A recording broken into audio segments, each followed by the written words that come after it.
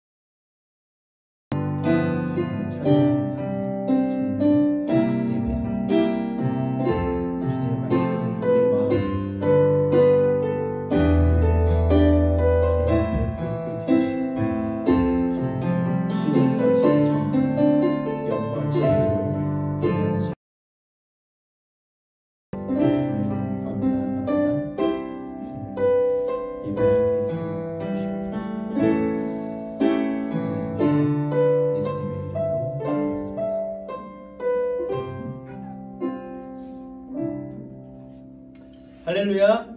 네. 반갑습니다. 중문 가족들과 함께 하나님을 찬양하며 예배하길 원합니다. 하나님께서 우리 아버지 되시기 때문에 우리가 예배할 수 있습니다. 하나님께서 우리 아버지 되시기에 그분 이유 되시며 찬양의 대상 되시는 하나님을 높이며 나아가길 원합니다. 할렐루야. 되신 아버지 찬양하도록 하겠습니다.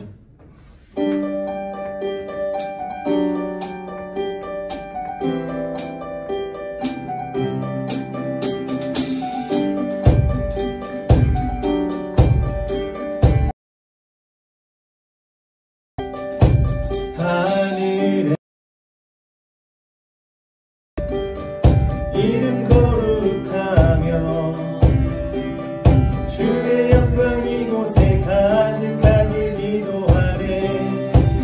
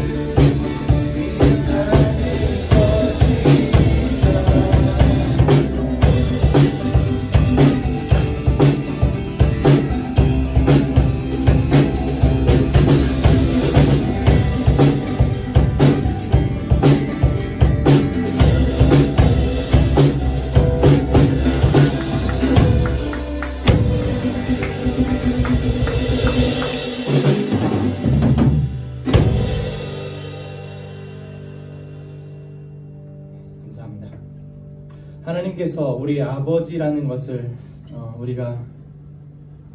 하나님께서 우리의 아버지라는 것은요, 우리가 세상의 모든 것을 가졌다는 뜻과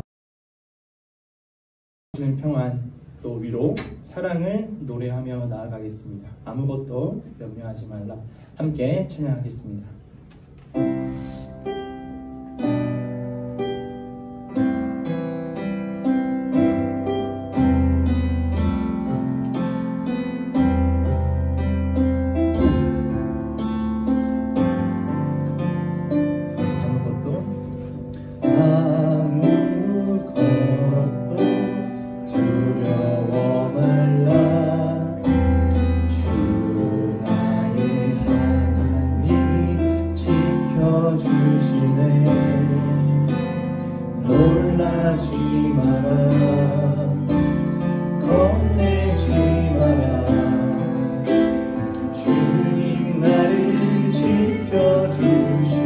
아무것도 두려워 말라. 아무것도 두려워 말라.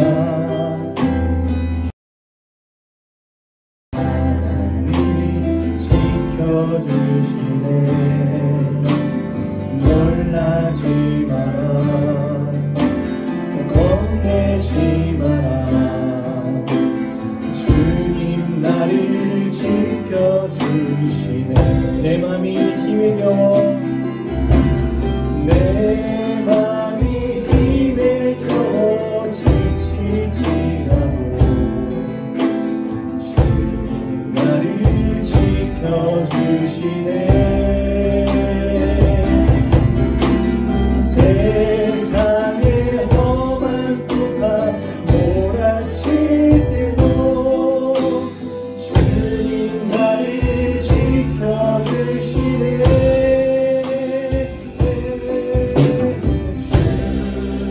주님은 나의 산성, 주님은 나의 요새, 주님은 나의 소망, 나의 힘 되신 여호와. 아무것도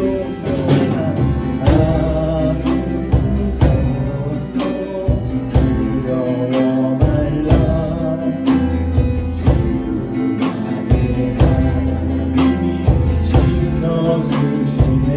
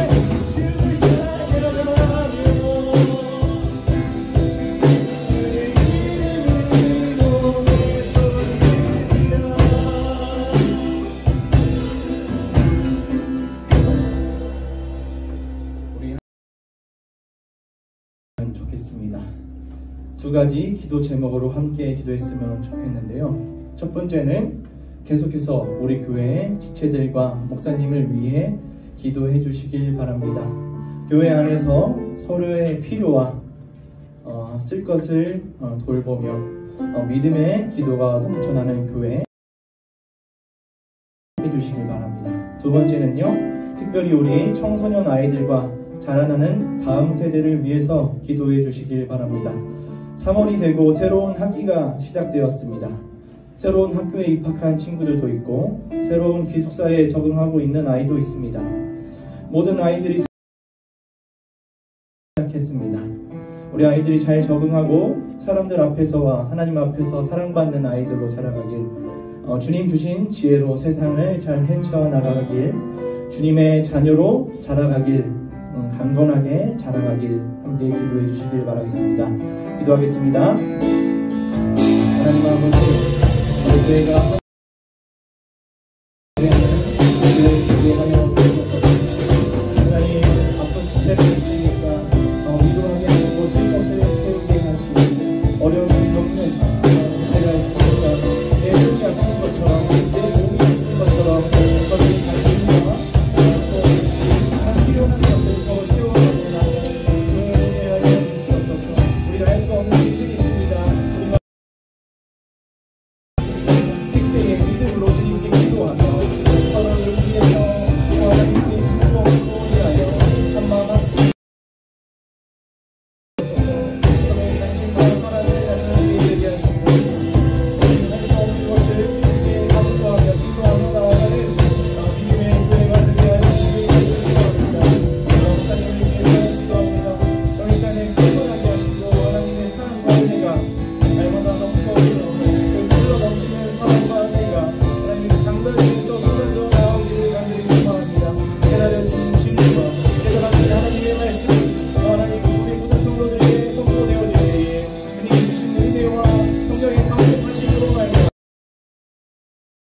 하나님의 말씀을 신뢰하게 하시고 보내주게 하시고 그 무너진 열매로 말미암아 30대 20대 100세의 결실을 맺는 우리 모든 성도들 될 수 있도록 주님 인도하시니 간절히 소망합니다. 우리 교회의 은혜와 사랑으로 함께 하시며 우리 예비교회 성령의 인도로 함께 하시기를 간절히 소망합니다. 오늘 특별히 3월이 되어 새로운 학교에 입학한 친구들을 만나며 감동과 설렘으로 나아가는 아이들이 있습니다. 새로운 환경에 잘 적응할 수 있도록 주님 허락하여 주시옵소서.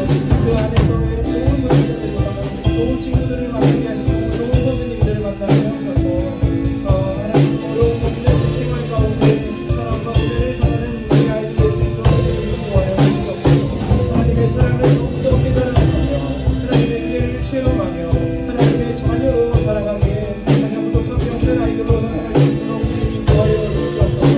경험한 하나님으로 말미암아 복음 전하는 아이들 되게 하여 주시옵시고 하나님의 자녀로 강건하게 살아갈 수 있도록 사랑하는 주님, 우리 아이들의 앞날에 우리 아이들의 인도하여 주시길 간절히 사람들에게 말할 수 없는 고통망을 가지고 또 하나님 향한 소망을 가지고 살아가고 있습니다. 주님 해주시고 인도하여 주시옵소서. 사랑합니다. 하나님, 감사되시며 우리 모든 것 되시던 주님께 기도합니다. 예수님 이름으로 기도했습니다. 아멘. 마지막으로 주신 십자가 우리에게 주신 구원을 묵상하며 찬양하길 원합니다. 자기 아들을 아끼지 아니하시고 우리 모든 사람들을 위하여 내주신 이가 어찌 그 아들과 함께 모든 것을 우리에게 주시지 아니하겠느냐. 우리가 아직 죄인 되었을 때 그리스도께서 우리를 위하여 죽으심으로 하나님께서 우리에 대한 자기의 사랑을 확증하셨습니다. 우리 십자가 함께 찬양하도록 하겠습니다.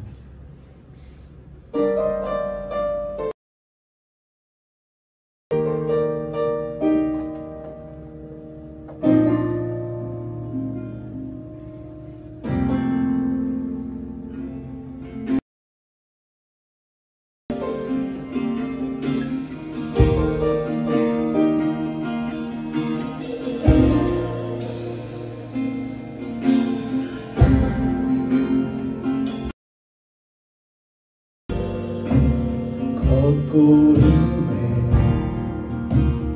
못 들은 거 아무 말 없이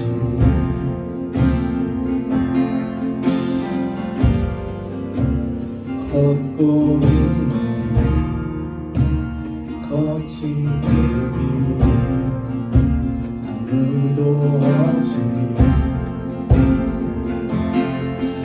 지친 발걸음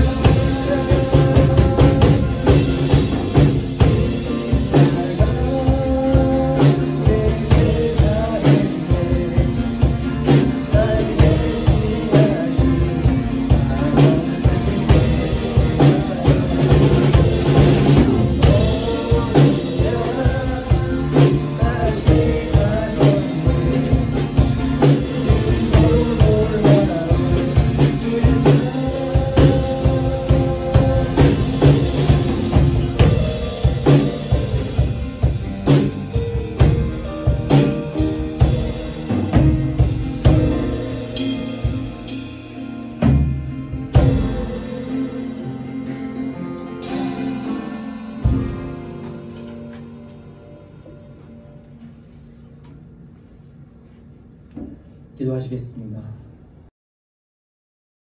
아버지 감사합니다. 오늘도 새날을 허락하시고 하나님을 예배하며 하나님을 찬양할 수 있음에 감사드립니다. 주님의 십자가 것입니다. 주님의 부활하심의 증거가 우리 모든 삶의 의미가 됩니다. 십자가를 자랑하며 부활을 찬양하는 예배가 되게 하시고 하나님의 말씀에 청정하며 순종하며 나아가는 우리 모든 성도들 될 수 있도록 인도하여 주시옵소서. 감사드립니다. 예수님의 이름으로 기도했습니다. 아멘.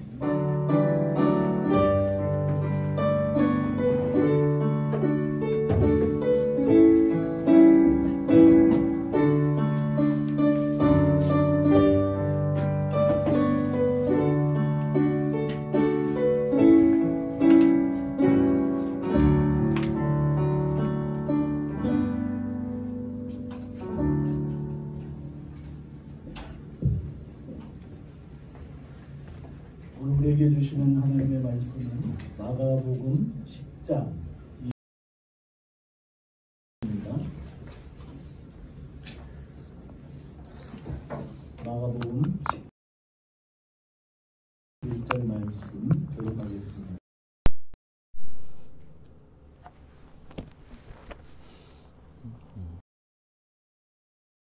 이게 이르시되 재물이 있다는 하나님 나라에 들어가기가 심히 어렵도다 하시니 제자들이 그 말씀에 놀라는지라. 예수께서 자기 대답하여 이르시되 얼마나 어려운지 낙타가 바늘기로 나가는 것이 부자가 하나님의 나라에 들어가는 것보다 쉬우니라 하시니 제자들이 매우 놀라 서로 말하되 그런즉 누가 구원을 얻을 수 있는가 하니 예수께서 그들을 보시며 이르시되 사람으로는 할 수 없으되 하나님으로는 다 하실 수 있느니라. 베드로가 여짜와 이르되 보소서 우리가 모든 것을 버리고 주를 따르나이다. 예수께서 이르시되 내가 진실로 너희에게 이르노니 나와 복음을 위하여 집이나 형제나 자매나 어머니나 아버지나 자식이나 전토를 벌이는 자는 어머니와 자식과 전토를 백하나 받되 박해를 경하여 받고 내 영생을 받지 못할 자가 없느니라. 다 같이 읽겠습니다. 나중되고 나중된 자로서 먼저 될 자가 많으니라. 아멘. 잠깐 기도하겠습니다. 하나님 감사합니다. 오늘도 저희를 예배 자리에 불러주시고 같이 예배하게 하심을 감사합니다. 현장에서나 또 온라인에서 마음을 모으고 주님 앞에 있는 성도들에게 복 주시고 말씀으로 우리를 채워 주시옵소서. 종의 부족한 입술을 가려 주시고 되게 하옵소서. 예수님의 이름으로 기도합니다. 아멘. 자, 우리 앞뒤 옆 사람하고 인사합시다. 하늘 복 받으세요. 네, 하늘 복 받으세요. 이 팬데믹 상황이 갈수록 심해지고 있는 것 같아요. 한 25만 정도 걸렸다고 그러는데 이제 전 국민이 다 걸리지 않겠나. 또 막바지에 온 것도 사실인 것 같아요. 그렇게 하면서 점점 영향력이 작아지지 않을까 그런 생각을 합니다. 곧 이제 얼굴을 서로 맞대고 예배 드릴 수 있는 날이 올 것을 생각합니다. 우리 지난주 마지막 이야기는 너에게 있는 것을 다 팔아서 가난한 자들에게 주고 너는 나를 따르라 하신 말씀에 부자 청년은 슬픈 기색을 하고 돌아갔다. 왜냐하면 그는 돈이 많았기 때문이라고 성경이 설명하는 장면까지 우리가 같이 보았습니다. 오늘 이야기의 시작은 돌아가는 부자 젊은이의 뒷모습을 보면서 제자들을 바라보시면서 예수님께서 하시는 말씀으로 시작이 되죠. 23절부터 25절까지입니다. 자, 우리 같이 한번 읽어봅시다. 마가복음 10장 23절로 25절 시작. 재물이 있는 자는 하나님의 나라에 들어가지 제자들이 그 말씀에 놀라는지라.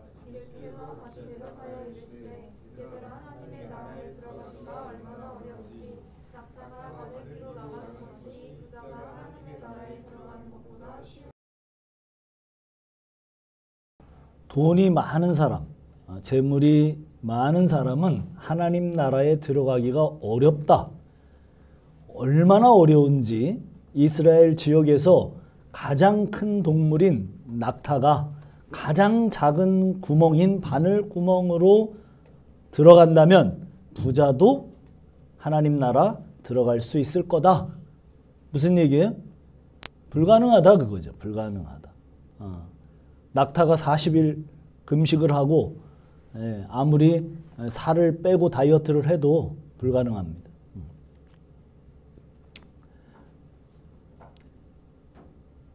그래서 26절에 보니까 그 예수님의 말씀에 제자들의 반응이 26절이에요. 한번 읽어봐요. 26절 시작. 제자들이 매우 놀라서 말하되 그런즉 누가 구원을 얻을 수 있는가 하니. 네. 뭐라고 말씀하세요? 누가 구원을 얻을 수 있겠는가? 누가? 예. 깜짝 놀랐어요. 그들은 정말 많이 놀랐습니다. 왜 많이 놀랐죠? 좀 생각을 해봐야 돼요. 왜 많이 놀랐을까?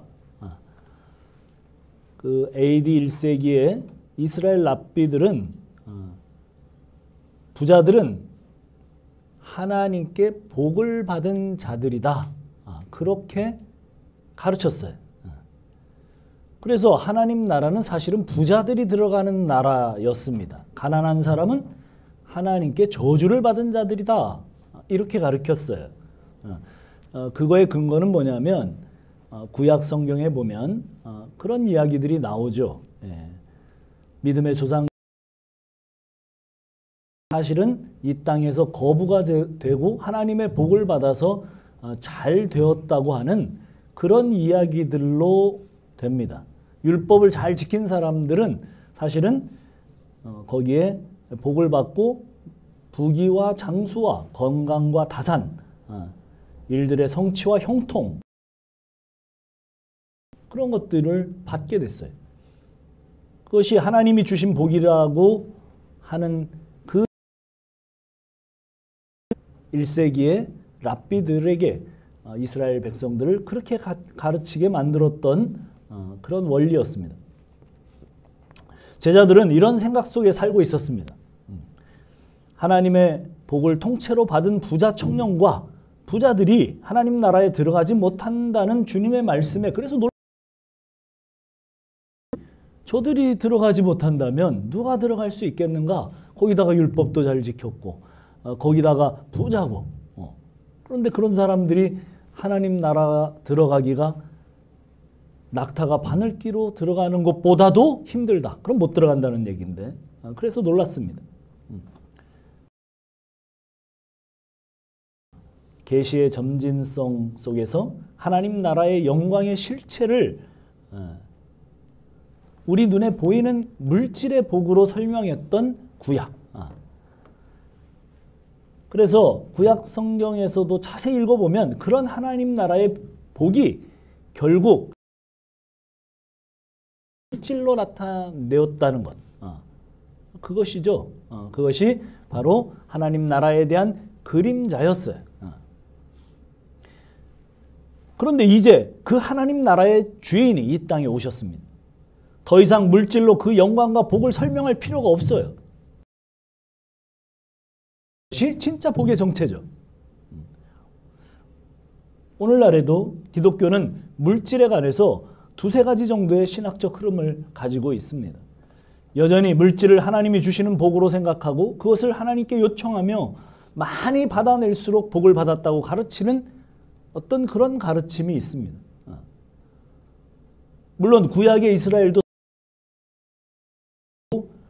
강하게 흘러갔던 주류의 흐름이었습니다. 그런 흐름이. 그런데 오늘날도 비슷한 주류의 양상을 띠고 있습니다.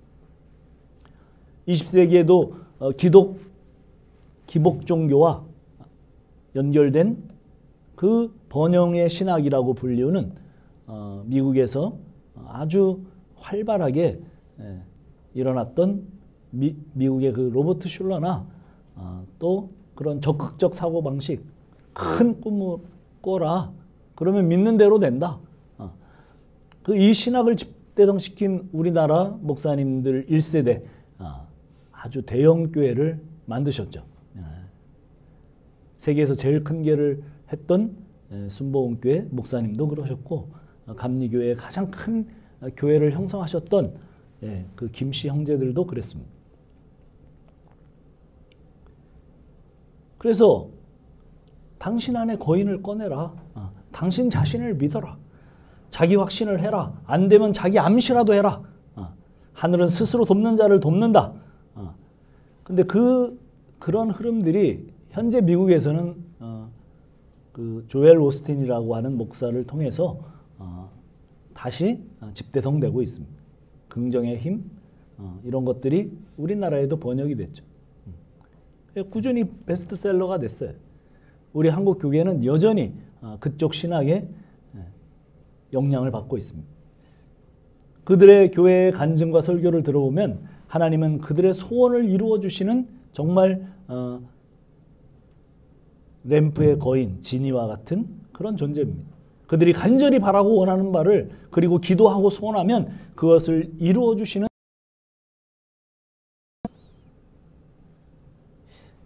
이러한 흐름들이 우리나라 안에도 아주 더욱 정말 하나님께 정확히 드리면 몇 배로 정산해 주시는 하나님으로, 최근에 왕의 재정으로 인기를 구가하고 있는 그런 몇몇 흐름들, 현세적인 복을 구하는 것이 나쁜 것은 아니에요. 그러나 세대보다 지금 세대에 더욱 집착하게 만든다는 데 문제가 있습니다. 현세에 집중하다 보면 모든 중심이 자기에게 기울어요. 하나님이 중심이 아니고 자기가 중심이 된다는 말이에요. 그래서 복을 구하다가 복의 근원이신 하나님으로부터 멀어집니다. 번영의 복음은 그래서 십자가가 없어요. 자신의 성공과 행복을 위해서 하나님을 도구화합니다. 결국은 자기 욕망을 우상화하는 자리로 들어가게 됩니다. 죄성을 가진 인간은 그러지 않아도 죄로 기울어지고 있는데, 번영의 신앙을 따라가게 되면 하나님보다 결국 부의 초점을 맞추게 된다는 겁니다. 결국은 물질이 우상이 되고 하나님 자리를 우상이 차지하게 되는 결과를 가져오게 됩니다. 이 부에 대한 논란은 지금도 계속되고 있어요. 우리 한국교회. 청부론과 청비론, 청빈론, 그것입니다. 한국교회 상황은 부에 대한 긍정적인 태도를 가진 청부론이 더 설득력을 얻고 있어요. 주님은 부자가 천국에 들어가는 것이 어렵다고 말씀하십니다. 자, 이 점에서 우리는 주님의 말씀을 깊이 생각해 봐야 돼요. 자, 어떤 부자? 어느 정도 부자가 들어가기 어려울까요? 우리는 매일 필요한 것을 위해 돈을 사용합니다. 우리가 물건을 구입할 때 좀 더 나은 물건을 구입하려는 욕구가 강하다면 돈 문제로부터 자유롭지 않은 사람입니다. 현대인들에게는 광고가 아주 강력한 영향력을 끼치죠. 높은 시청률 앞뒤는 광고가 차지합니다.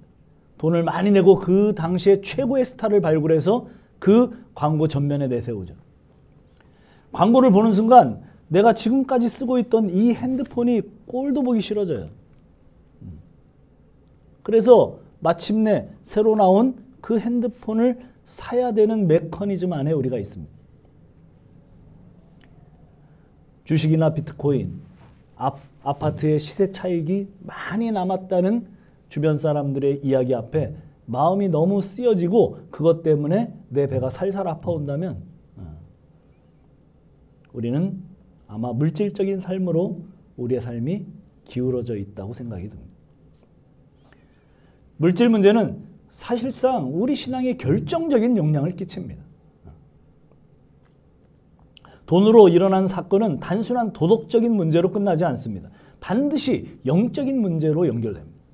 돈은 인격에 영향을 미칩니다. 돈에 의해서 영혼이 팔려다닙니다. 돈은 영혼 깊숙한 곳까지 터치해 들어옵니다. 가롯 유다는 결국 돈에 매수되어서 자기 스승 예수님을 팔아 넘겼습니다. 돈과 관련 없는 신앙이 가능한가? 아닙니다. 그래서 주님은 기도에 대한 가르침보다 돈에 대한 가르침이 적어도 3배는 더 많이 말씀하셨어요. 하나님 나라는 눈에 보이지 않고 돈, 물질의 나라는 매일매일 우리가 확실하게 경험되어집니다. 우리 자본주의 사회에서 돈의 힘을 온몸으로 느끼고 살지 않는다면 그 사람은 이 사회의 일원이 아니에요. 만몬의 힘은 또 미래가 아니라 지금 당장 널 행복하게 해주겠다고 말합니다. 돈은 액수만큼 실제로 그 능력을 경험할 수 있습니다. 돈이 주는 즐거움은 기도가 주는 응답보다 훨씬 빠릅니다. 카드만 내밀면 내가 원하는 것이 내 손에 바로 만져져요. 돈을 소비할 때 오는 짜릿함이 있습니다. 심지어 전능감이 들어옵니다. 내 마음대로 할 수 있습니다. 이렇게 보이는 세계가 정말 전부라면 물질이 신이 됩니다. 돈은 종교입니다. 돈이 없으면 불행하다고 느낄 가능성이 많아요. 기가 죽을 확률이 많습니다. 주님도 뭐라고 그러셨어요? 네, 만몬과 돈과 돈신과 하나님을 겸하여 섬길 수 없다고 말씀하셨습니다. 그래서 정말 이것은 거대한 힘이에요. 이 거대한 힘을 견뎌낼 수 있는가? 그것도 매일매일 오는 이 힘의 일상을 정말 견뎌낼 수 있을까 하는 거죠. 믿음으로 추구하는 나라는 종국이 되어질 나라도 아주 가끔은 느껴져요. 아마 그렇지 않으면 다 절망할 겁니다. 가끔 우리의 삶 속에 그 하나님 나라의 그 기쁨이 가끔 스쳐가요. 현실을 이길 수 있을 만큼. 그러나 정말 아주 가끔이죠. 믿음으로 추구하는 나라는 미래, 종국에 이루어질 나라입니다. 완전하게 이루어지는 것은 미래가 시점이죠. 그래서 믿음의 가장 중요한 덕목이 뭐예요? 그래서 소망이에요. 그래서 믿음의 가장 중요한 덕목이 뭡니까? 인내입니다. 참고 견디는 거예요. 성경에는 참고 견디라는 말이 그렇게 많이 나오는 이유가 그거죠. 그래서 보이지 않는 하나님의 나라가 정말 보이지 않으면 누구나 그 어떤 사람도 돈 앞에 무릎을 꿇습니다. 대단해 보이는 신앙인들도 예외가 아닙니다. 많은 지도자들의 그 재정에 대한 스캔들을 어제 오늘의 문제가 아니죠. 부자가 하나님 나라에 들어가기가 어렵다고 할 때 그 부자에 대한 이야기가 누가복음에 소개됩니다. 한번 볼까요?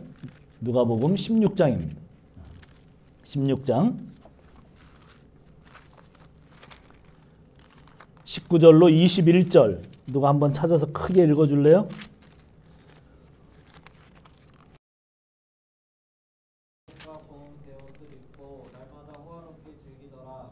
그런데 나사로라 이름하는 한 거지가 한데 투성이로 그의 대문 앞에 버려진 채 그 부자의 상에서 떨어지는 것으로 배불리려 하매 심지어 개들이 와서 그 헌대를 핥더라. 그런데 그 뒷얘기는 그 부자와 거지가 죽었다고 이야기가 나오죠. 자, 그 부자는 자색옷, 고운 배옷. 2000년 전에 자색옷, 고운 배옷. 요즘 사람도 아마 입기 별로 힘들 것 같은데 그런 옷들을 입었어요. 아주 사치스럽고 화려하게 차려입고 친구들을 불러서 날마다 페스티벌, 뭐예요? 파티를 즐겼습니다. 그런데 그 아래 그 문 앞에는 거지가 한 명 있었어요. 예. 그 상황이 아주 남루하죠. 예. 먹을 것이 없고 그 다음에 그 집 개들이 와서 그 상처를 막 핥고 곧 죽는 거죠. 예. 그런 정도로 지금 심각한 상황에 처해 있는 한 사람, 거지의 상태를 비교해서 이야기를 예수님이 하셨습니다. 오늘 이야기는 부자가 돈이 많아 지옥 갔다는 이야기는 아니에요. 부자가 특별히 나쁜 일을 하지도 않았어요. 자기 돈 자기가 썼는데 뭐가 문제겠습니까? 성경이 말하고자 하는 것은 부자의 영혼의 상태, 집 앞에서 고통스러워하고 있는 자에 대한 자비를 베풀지 않은 것으로 보아서 하나님과 관계없는 삶을 산 사람이고 오는 하나님의 나라를 생각지 않고 관심이 전혀 없는 삶을 산 사람일 뿐이죠. 주변에서 무슨 일이 일어나는지 관심이 없습니다. 그렇게 되면 도덕성의 자연스러운 부재가 일어납니다. 이것이 부가 가져다주는 위험성이에요. 앞에서 절규하는 고통받는 사람들이 보이질 않아요. 자신의 영혼이 무감각해진 것을 그는 전혀 모릅니다. 라오디아 교인들처럼 나는 부자라 부요하여 부족한 것이 없도다. 그런 상태가 된다는 거예요. 물질적인 부의 그 영혼의 무감각함, 돈에 영혼이 팔린 상태를 또 한 부자를 통해서 성경은 잘 나타내 줍니다. 누가복음 한번 또 찾아볼까요? 12장. 예수님이 또 예를 부자를 통해서 들었습니다. 16절로 21절입니다. 누가 큰 소리를 한번 읽어주세요. 또 비유로 그들에게 말하여 이르시되 한 부자가 그 밭에 소출이 풍성하매 심중에 생각하여 이르되 내가 곡식 쌓아둘 곳이 없으니 어찌할까 하고 또 이르되 내가 이렇게 하리라 내 곡간을 헐고 더 크게 짓고 내 모든 곡식과 물건을 거기 쌓아두리라 또 내가 내 영혼에게 이르되 영혼아 여러 해 쓸 물건을 많이 쌓아두었으니 평안히 쉬고 먹고 마시고 즐거워하자 하리라 하되 하나님은 이르시되 어리석은 자여 오늘 밤에 내 영혼을 불로 찾으리니 그러면 내 준비한 것이 누구의 것이 되겠느냐 하셨으니 자기를 위하여 재물을 쌓아두고 하나님께 대하여 부요하지 못한 자가 이와 같으니라. 예, 물질은 착각하게 만듭니다. 하나님의 존재에 대해서 생각하지 않게 만듭니다. 하나님으로부터 심지어 완전한 독립을 선언하게 만듭니다. 가질수록 더 가지려고 합니다. 예. 이 세상에서 제일 부자였던 사람 중에 한 사람 록펠로가 그랬어요. 기자들이 물었습니다. 가장 정점에 있을 때 부자. 얼마나 더 가져야 됩니까? 그랬더니 록펠로가 뭐라고 그랬다고요? 조금만 더. 예, 그 조금만 더.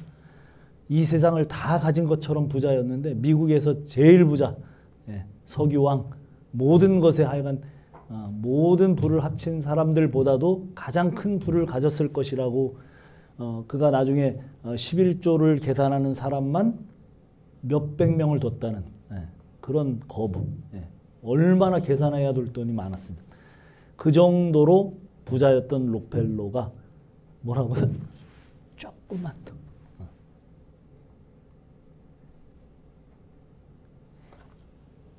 이 부자가 돼서 만족할 수 있으면 괜찮겠는데 그 부자가 계속 더 그 부에 더 빠지고 부자일수록 돈에 대해서 더 민감해요.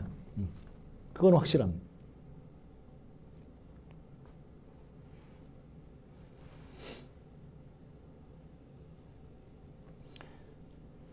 가질수록 더 가지려고 합니다.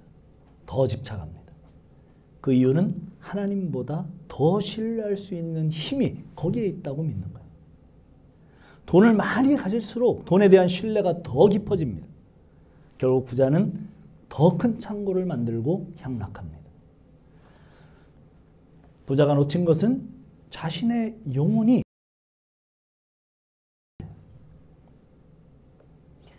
하나님이 말씀하십니다. 오늘 밤에 너의 생명을 찾으리라.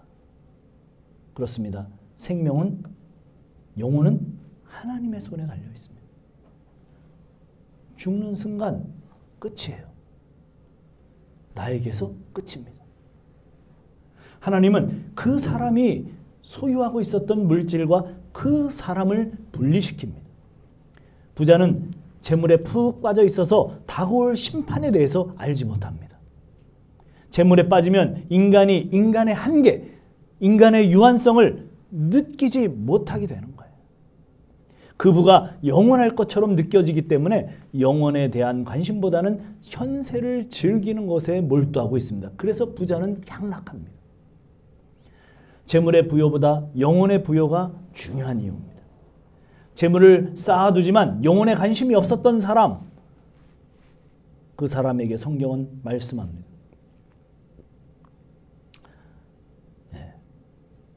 재물의 부여보다 영혼의 부여가 중요하다.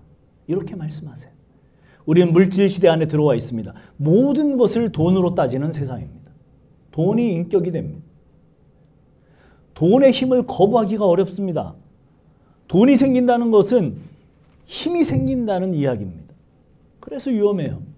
힘은 유혹입니다. 이 힘이 많을 때 인간은 진짜 망합니다. 이 유혹을 이길 영성이 뒷받침되지 않으면 그 힘은 저주가 됩니다. 돈의 힘을 의지하는 신자는 세속화의 길을 걷게 됩니다. 누가 금은 내게 없거니와 나사렛 예수의 이름을 의지했습니다. 오늘날 우리는 무엇을 의지합니까? 돈이 더 크게 보입니까? 아니면 하나님이 더 크게 보여요? 돈에 목마릅니까? 아니면 성령에 목마릅니까?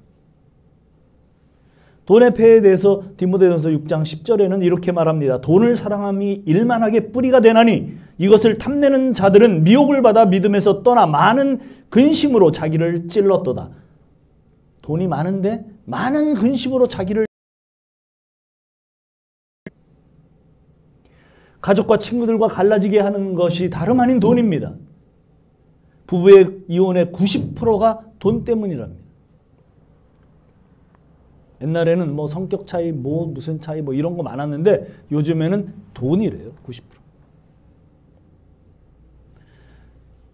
코로나19의 거리두기보다 우리는 돈과의 거리두기가 필요합니다. 자, 누가복음 우리가 읽은 본문에서 26절을 다시 한번 봅시다.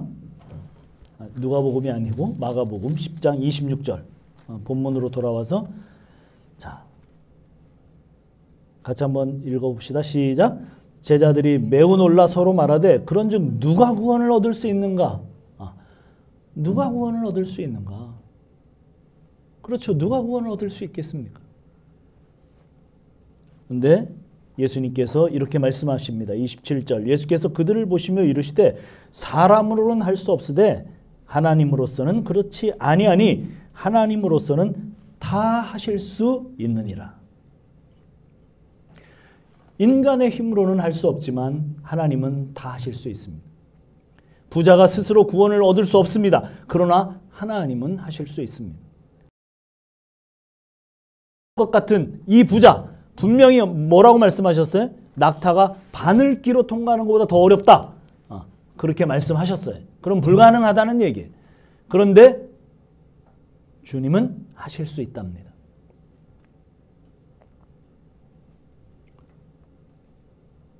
그 신뢰가 나오죠. 성경에 나옵니다. 네. 누구죠? 네. 누구?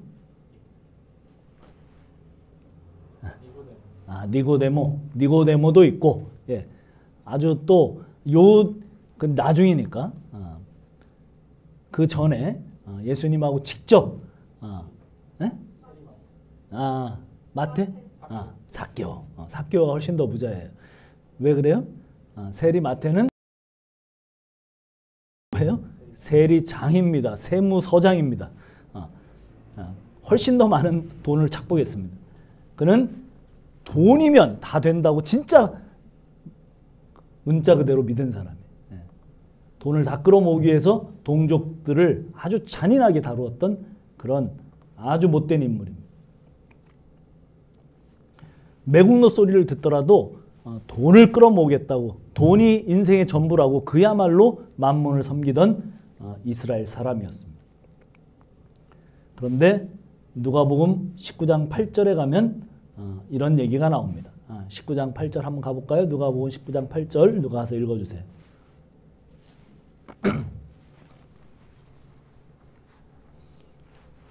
삭개오가 서서 주께 여짜오되 주여 보시옵소서 내 소유의 절반을 가난한 자들에게 주겠사오며 만일 누구의 것을 속여 빼앗은 일이 있으면 내 갑절이나 갚겠나이다. 자, 삭개오는 예수님 만나서 그날 거지가 됐습니다. 소유의 반을 가난한 사람들에 나눠줘요. 그리고 자기가 착복한 것의 4배를 줘요. 그럼 나머지 반은 그게 대부분 다 착복으로 모은 거니까 다 나가요. 이게 지금 빈말을 하는 게 아니죠. 예수님을 만나서 진짜 자기 지금 고백, 돈이 자기의 주인이었고 자기의 신이었는데 그것을 문자 그대로 내려놓는 그 이야기를 하고 있습니다. 그리고 나는 주님을 따르겠습니다. 주님이 나의 하나님입니다를 고백하고 있는 장면입니다. 그 장면이 뭐냐면 바로 내 재산의 절반을 가난한 사람들에게 주고 또 착복한 것은 4배를 주어서 갚겠다. 그 이야기입니다. 그렇죠. 부자 삭개오의 회심은 정말 놀라운 것입니다. 그는 하나님 나라로 지금 들어가고 있는 중입니다. 종교개혁자들이 그렇게 얘기했죠. 회개는 뭐가 회개를 해야 된다고요? 그 지갑이 회개를 해야 진짜 회개다. 뭐 이런 얘기를 했어요. 자, 그래서 9절 한번 읽어보세요. 9절, 18장 9절, 19장 9절. 누가 읽어주세요. 예수께서 이르시되 오늘 구원이 이 집에 이르렀으니 이 사람도 아브라함의 자손이니로다. 네, 그렇죠. 구원과 전혀 상관없었던 사람, 전혀 변화될 기미가 없었던 사람이 변화됩니다. 모든 사람이 충격을 받습니다. 예수를 만나자 그 수전노가 자발적으로 돈을 내놓았습니다. 하나님이 하시는 일이죠. 우리 주변에 돈만 알고 사는 사람, 예수님, 그들의 인생에 찾아가시면 놀라운 변화가 일어납니다. 물질관과 삶의 목적이 일순간에 바뀝니다. 부자가 하나님 나라에 들어가기가 어렵죠. 탐욕에 찌들려 살던 사람이 스스로 그 삶을 빠져나올 수 없습니다. 그러나 복음이 그 안에 들어가면 욕망의 해체가 일어납니다. 헌금이나 연보도 그런 의미에서 설명할 수 있습니다. 예수와 연합되어 있는 그리스도인들은 이제 더 이상 돈을 의지하지 않는다는 표현으로 헌금 바구니에 투척을 하는 거예요. 그거 뭐 11조 하면 뭐 너가 싸울 곳이 없어서 싸울 곳이 없도록 더 주겠다고 하는 의미에서의 헌금을 하는 사람은 그 사람은 구약 성도입니다. 그 11조의 의미가 사실은 예수님이 오셔서 하나님의 나라 예수님이라고 하는 사실을 다 밝히시죠.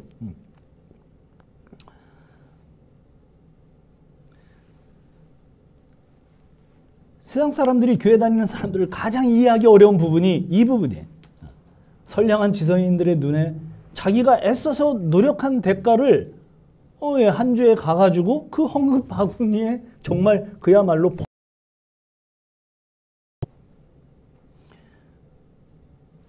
이해가 안 되죠. 제일 이해가 안 가는 부분입니다. 많은 세상 사람들이 교회에 오기 가장 어려운 것이 무엇이냐? 그런 앙케이트를 조사했어요. 헌금 때문이래요. 솔직하게. 왜 가서 거기에다가 거금을 거기에다가 그렇게 드리는지 그걸 이해할 수 없다는 거죠. 미친 사람들은 아니냐. 세상 사람들은 아무도 허투루 자기 돈을 버리는 사람은 없습니다. 정신 나간 사람이죠. 그러나 그리스도인들은 왜 그래요? 네. 그만큼 돈이 자기의 주인이 아닙니다. 주인이 아니기 때문에 얼마든지 내 손에서 놓을 수 있어요. 헌금이나 연보를 할 때 사실상 그 돈은 버려지고 자기 개인에게는 낭비되는 돈이에요.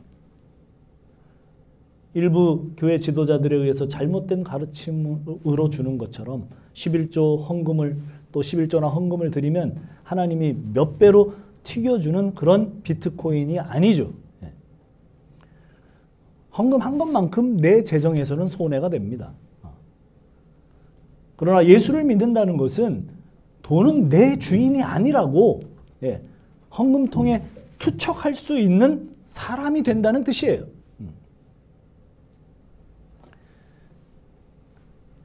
삭개오에게 희한한 일이 벌어졌습니다. 그렇죠. 정말 내 일상에서 그런 희한한 일들이 벌어집니다. 돈 중독에서 예수 중독으로 바뀌는 겁니다.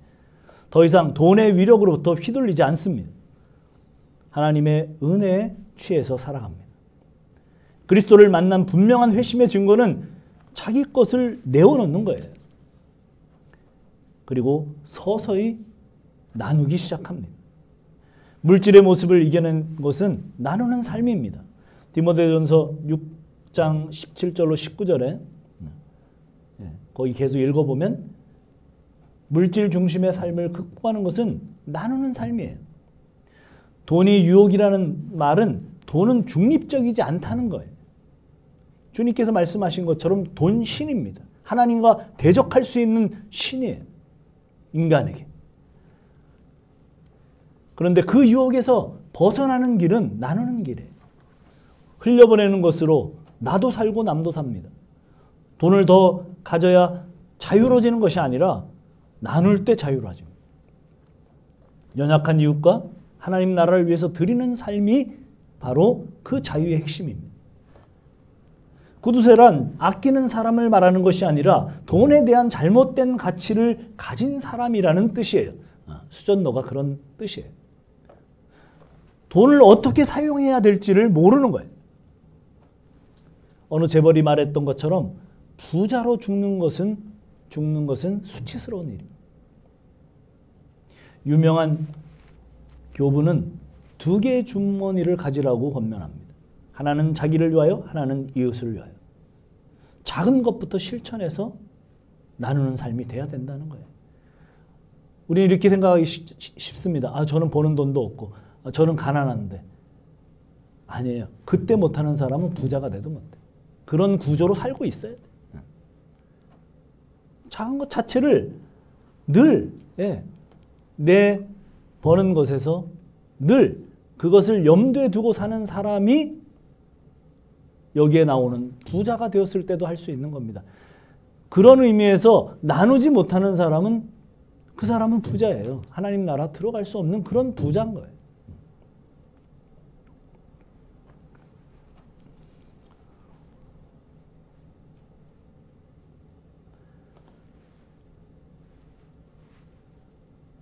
작은 것으로부터 실천하는 삶이 되어야 서서히 탐욕으로부터 벗어납니다.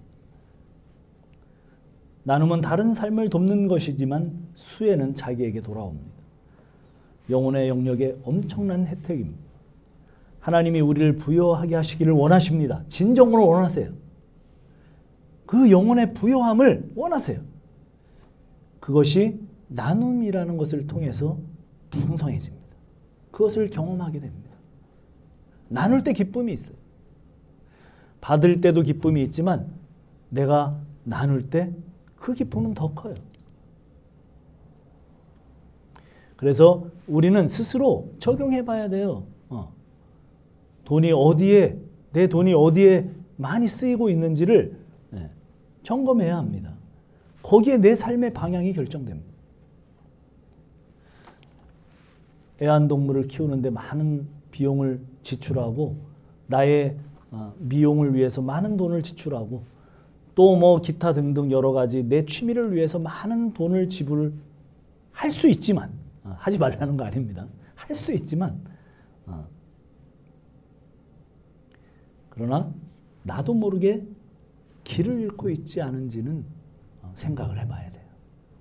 영원이 아니라 현재에만 집중되어 있는 삶을 살고 있지 않은지를 점검해 봐야 됩니다. 영혼을 놓치면 지극히 세속적이고 자기에게로만 집중된 삶을 살 수밖에 없습니다. 물질이 어디로 향하고 있는지를 추적해 봐야 돼요. 마가복음 10장에 나오는 보화를 발견한 사람은 자기의 재산을 파는 것이 쉬워요. 어렵지 않아요. 하나님 나라를 본 사람은 자기의 것을 포기하는 것이 어렵지 않아요. 그리스도를 발견한 사람은 자기의 것을 드리는 것이 오히려 기쁜 일입니다.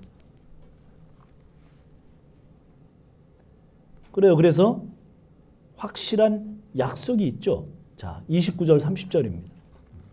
자, 마가복음 10장으로 돌아와서 29절 30절 봅시다. 자,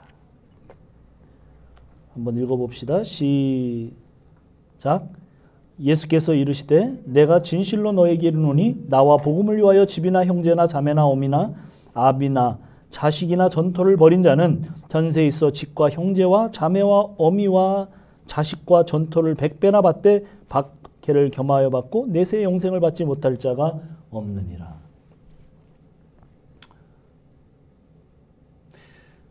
자, 확실성이죠. 100배.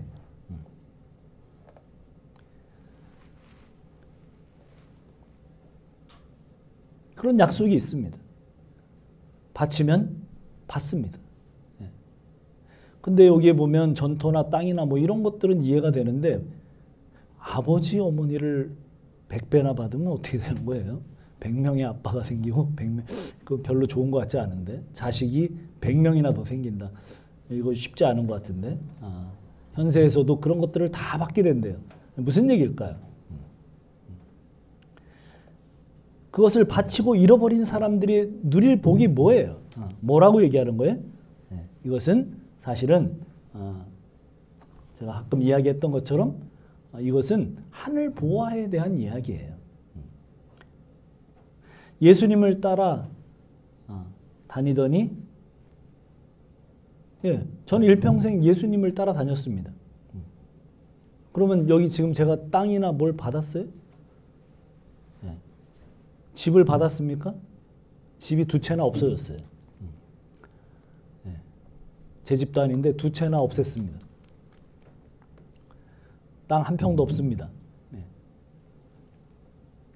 뭐 저만 그럴 수 있는데 그렇지 않은 사람이 훨씬 많을 거예요.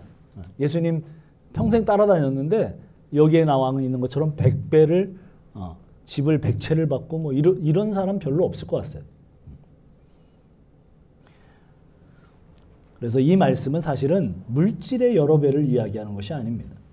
성령이 임해서 그리스도의 몸된 교회는 성도는 모두 뭐예요? 한 몸이고 가족이라는 말이죠. 성령이 임한 성도는 수없이 많은 형제, 자매, 부모가 생겼다는 말입니다. 같은 성령 안에서 몸이 되었다면 성령이 임한 성도는 그리스도의 몸이 되었다는 것을 알게 되는데 그리스도의 몸, 그것이 곧 천국입니다. 성경에서 나오는 집 전토는 그리스도의 몸을 상징하는 단어입니다. 성령이 임하니 너도 그리스도의 집, 나도 그리스도의 집. 성령이 임하시니 너도 하나님의 땅, 나도 하나님의 땅. 우리 모두 한 몸이니 전토가 100배, 1000배, 10,000배. 그렇게 가족과 공동체가 됐다는 이야기. 이것이 천국의 보화 이야기입니다.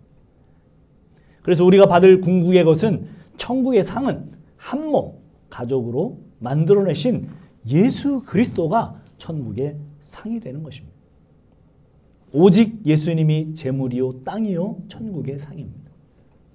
예수님이 없으면 이 땅에서 모든 것을 가졌어도 지옥입니다. 새로운 가족, 새로운 공동체, 새로운 관계들, 그것은 분명히 마이너스가 아닙니다. 분명하게 복을 주신다는 말씀입니다.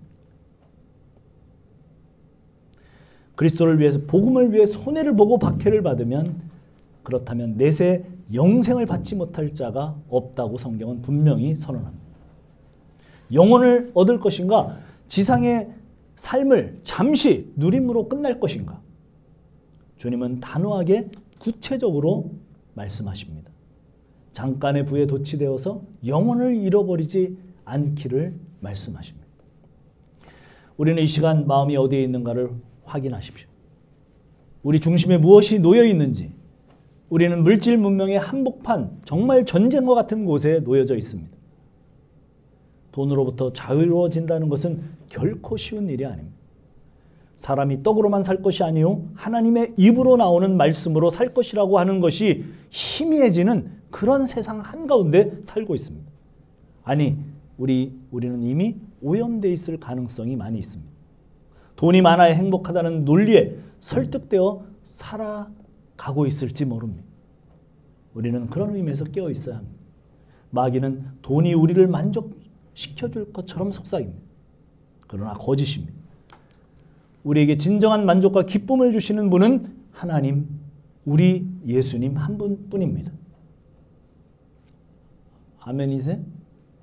네, 너무 그냥 가만히 있으니까 아멘이 아닌가 이런 생각이 들어서 그렇죠? 우리의 진정한 만족과 기쁨을 주시는 분은 하나님, 우리 예수님 한 분뿐입니다. 네. 돈에 집착하다가 하나님 나라를 놓치지 말아야 합니다. 우리의 인생은 짧아요. 가난하든 부하게 살든 우리의 삶은 금방 끝납니다. 영원한 하나님 나라의 초점을 다시 오늘 조정하세요. 물질의 부요보다 하나님에 대하여 부요한 자로 살아가기를 바랍니다.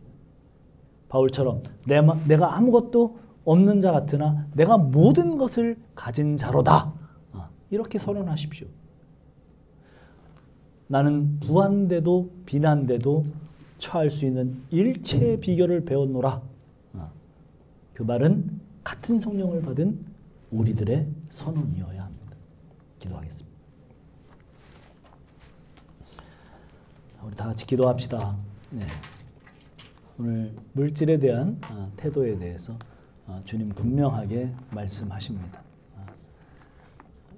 구약에서 하나님 나라의 상급으로 비유되었던 물질이 복이 아닙니다. 그것은 하나님 나라를 소망하는 자들, 하나님 나라를 얻게 되는 자들에 대한 복을 상징화해서 나타냈던 것이죠. 그 허상을 좇지 말고 진정한 하나님의 나라, 예수님 그 주인 자체를 쫓는 그러한 결단의 시간이 되기를 바랍니다. 다시 한번 주님과의 관계를 돌아보고 주님을 붙드는 시간이 되기를 바랍니다. 기도하겠습니다. 하나님,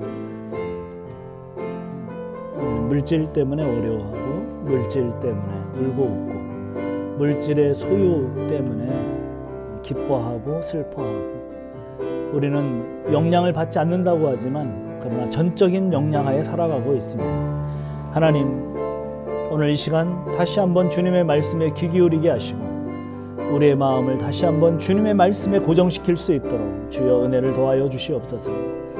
하나님, 이 세상에서 아버지 하나님 참으로 진정한 부요는 영혼의 부요요 하나님을 붙드는 부요임을 알게 하시고 주님 말씀에 연합하여 사는 귀한 자들이 되도록 주여 당신의 사랑하는 자들을 붙들어 주시옵소서.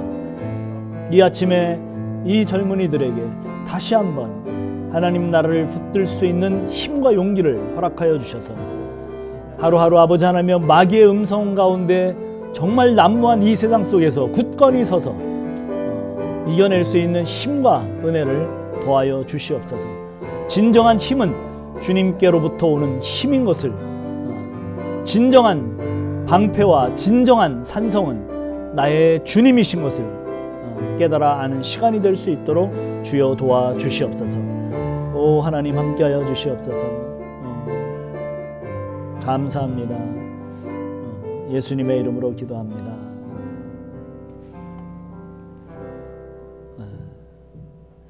우리 찬양 한 번 더 하고 우리 석순 전사님 나와서 주님은 나의 산성, 그 찬양 한 번 같이 하고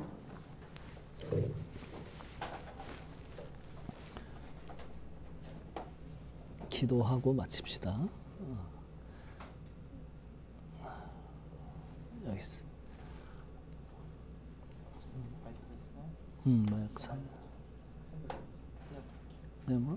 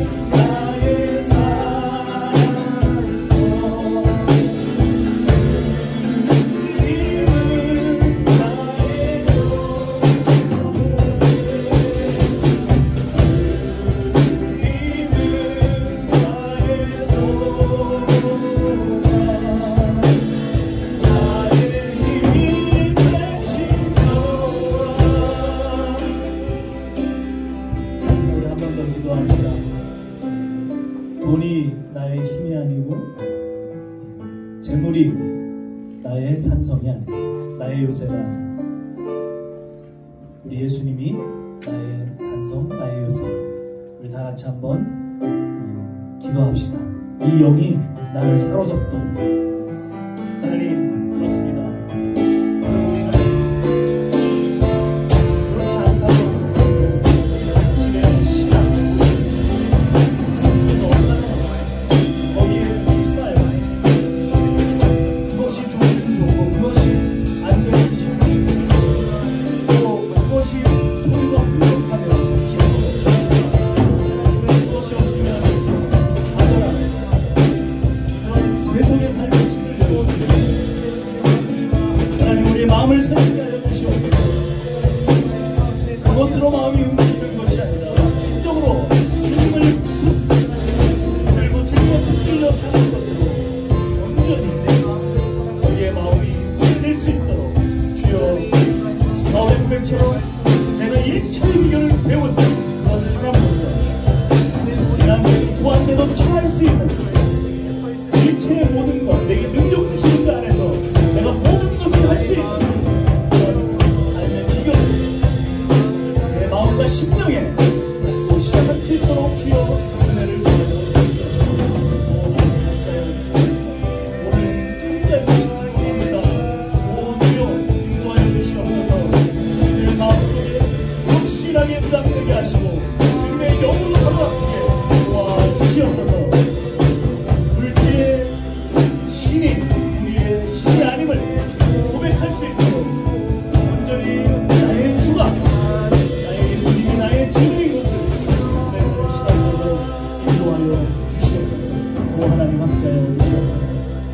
기도하겠습니다. 하나님 감사합니다. 그렇습니다. 나의 주님은 예수님이십니다. 나의 주님은 하나님이십니다. 나의 주님은 진정한 신이십니다. 이제는 우리 구주 예수 그리스도의 한없는 사랑과 하나님의 극진하신 사랑과 그리고 그 사랑을 우리의 마음속에 깊이 넣어주시고 감동 교제케 하시는 성령님의 그 인도가 이제 만몬이 신이 아니고 주님만이 나의 신임을 확신하는 우리 가족 머리 위에 영원토록 함께 하실지어다. 아멘.